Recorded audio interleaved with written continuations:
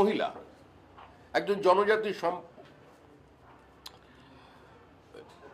অবস্থান থেকে উঠে আসা, জনজাতি সম্প্রদায় থেকে সম্পূর্ণ বিপরীত আর্থসামাজিক পরিবেশের মধ্যে জন্ম নিয়ে তার যে শিক্ষা, তার যে জীবন যুদ্ধ, তার রাজনীতি এবং তার উত্তরণ, ভারতবর্ষের সর্বোচ্চ স্থানে একজন জনজাতি মহিলা তিনি রাষ্ট্রপতি হয়েছেন, এটাই এ ধরনের মানুষের কাছে গাত্রদাহ।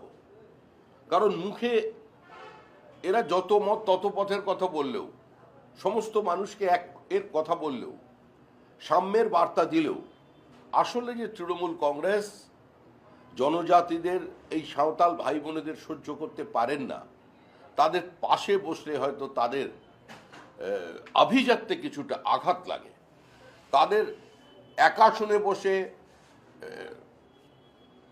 খাবার খেতে গেলে সেটা তাদের কৌলিন্যে আঘাত লাগে, আর নিজেদের সাবকনসিয়াস মাইন্ডে সেটা আছে বলেই বারবার তারা রাষ্ট্রপতিকে আক্রমণ করে চলেছেন।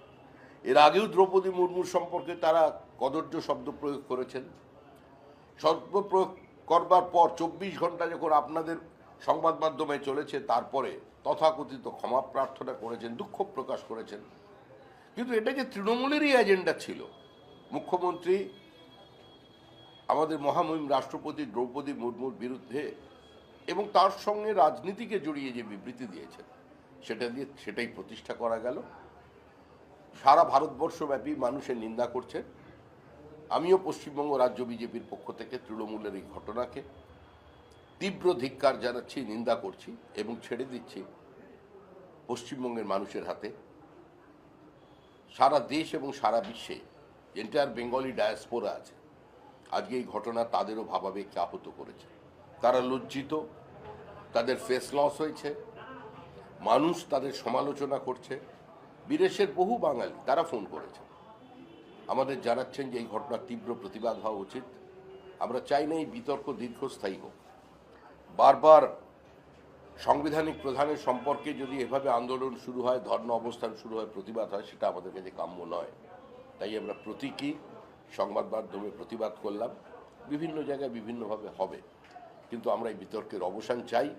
এবং অবসান চাই কিভাবে? আমরা তৃণমূল সরকারের বিসর্জন চাই।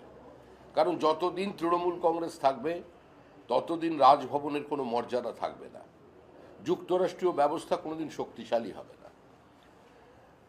কোঅপারেটিভ ফেডারেলিজমের যে কথা প্রধানমন্ত্রী বলছেন, তৃণমূল থাকাকালীন সেটা সম্ভব হবে না। রাষ্ট্রপতি ভবন, রাষ্ট্রপতির কোনো মর্যাদা তৃণমূল রক্ষা করতে পারবে না।